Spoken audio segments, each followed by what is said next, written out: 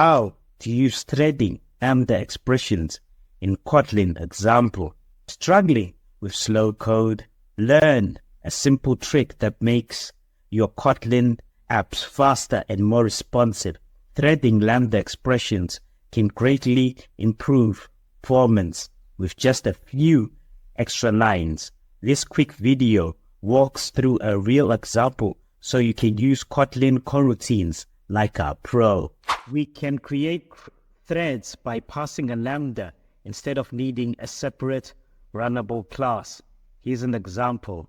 A thread with a print numbers function, then the .start to start the thread, which results in cleaner syntax without extra classes. Lambdas also work great with coroutines for non-blocking concurrency. That being said, are you tired of those pesky runtime null pointer exceptions crashing your apps?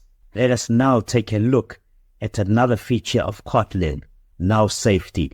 With Kotlin's built-in null safety, you can say goodbye to worrying about NPEs. Instead, leverage the power of strict compile time checks to catch issues early while writing cleaner, safer code. Learn how Kotlin makes handling nulls simple and intuitive in this quick video.